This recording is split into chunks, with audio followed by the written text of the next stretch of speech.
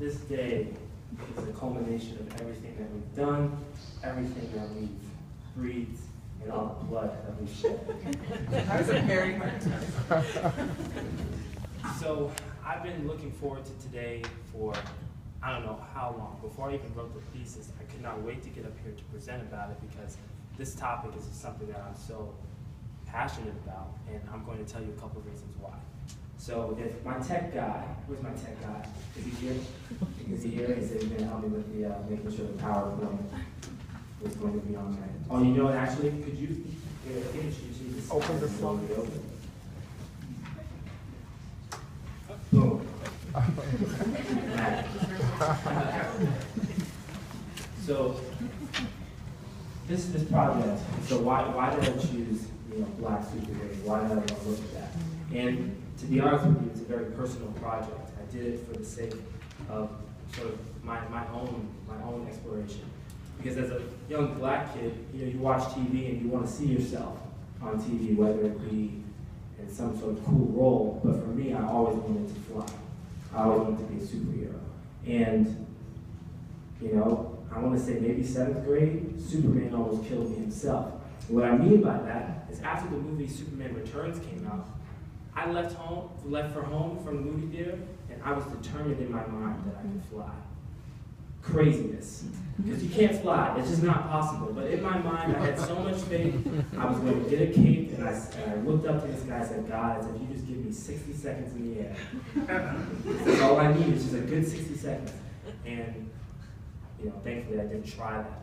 But that sentiment was always there. I wanted to fly. I wanted to sort of experience this. And fast forward a little bit, some of you all I know Stephen is familiar with the Justice League cartoons, right? Because I didn't grow up in a generation where the comic books, the tangible comic books, were that accessible. I was introduced to superheroes from movies and also the television show. And on Justice League, Green Lantern was John Stewart and he was black. And that's who I looked up to because he's the one who looked like me, right? And I told my mom one day, I said, Mom, one day they're going to make a Green Lantern movie and I'm going to play Green Lantern. Did you know years later, they made a Green Lantern movie starring Ryan Reynolds, right? You have Ryan Reynolds and I'm so appalled. I'm like, how could they do that? This guy's black and they just made him a white guy.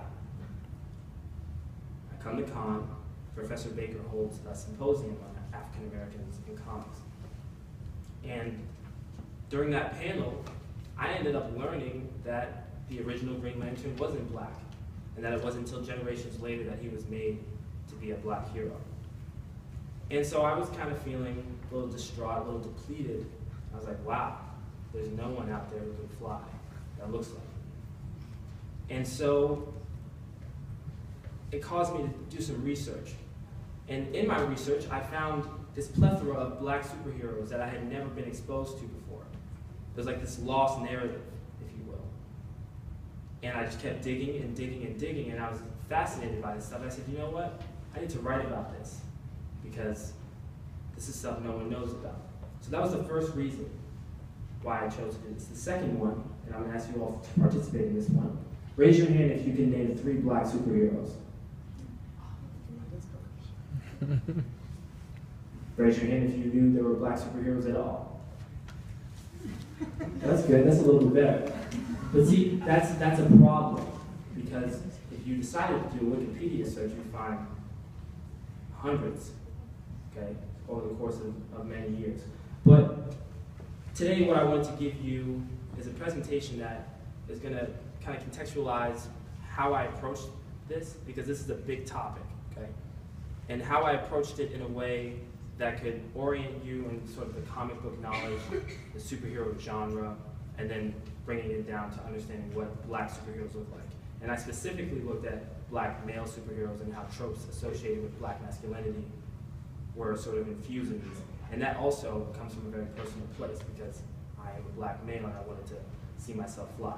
So my thesis was entitled Flying in Place, Black Superheroes and Their Origin Stories. And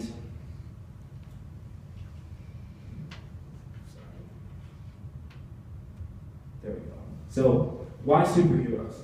So we're looking in general here, because comic books are a medium that combine sort of this artistic element and this sort of literary element.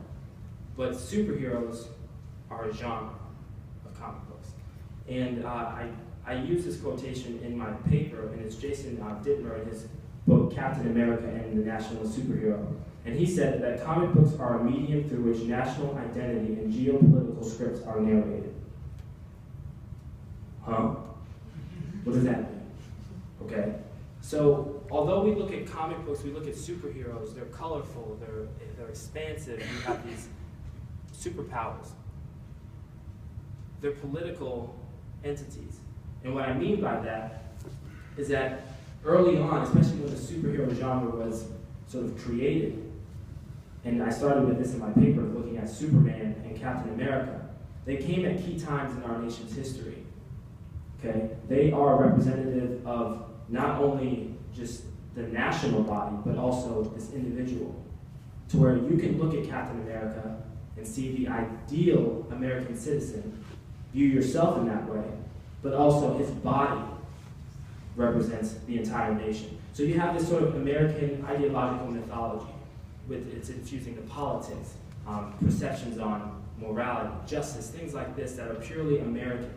And I started with this because it's important to understand that superheroes are an American construction.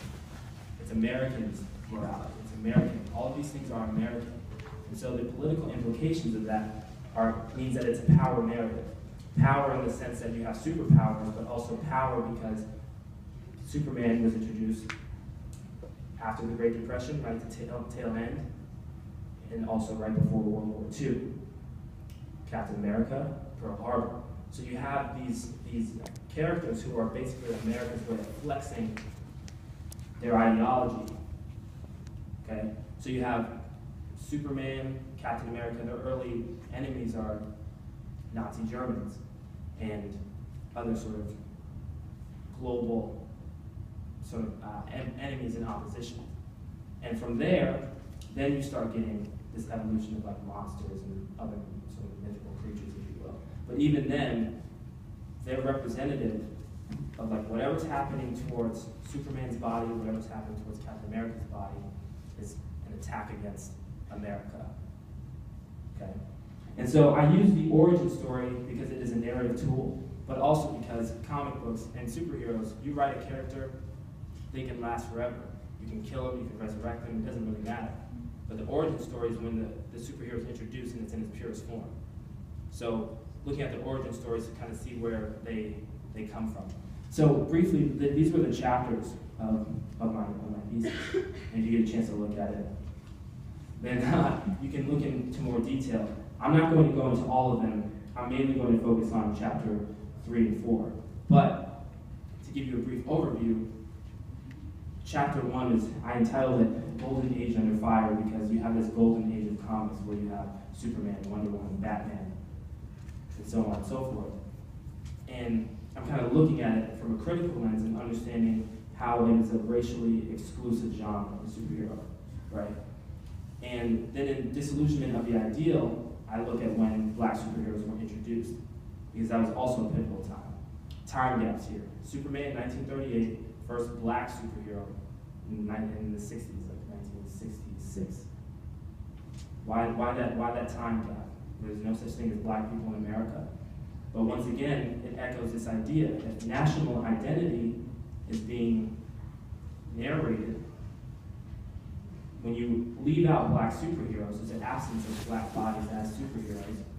You're also, sort of not acknowledging the influence, the power, the responsibility to everyone in the nation. So it creates an incomplete national sort of identity. And so the chapters that I want to focus on are Exodus to Egypt and Reuse, Recycle. Exodus to Egypt, I love the Bible, I read it a lot. And so, but looking at the book of Exodus, you see these people, right, who are being ushered out of bondage. But with the way I was reading the superhero narrative, you have black superheroes being ushered into bondage. And bondage in a narrative sense, the origin stories, as I will show you, are extremely repetitive, they're contrived, and it kind of paints this incomplete picture of what the Black experience may be. And then reuse, recycle, I look at this phenomenon of when the comic book industry decides to take a character like Green Lantern and make him Black. Number one, that makes fans go nuts. You can read blogs and people just want to kill every Black person. He can't be Green Lantern, you know, I stay away from that.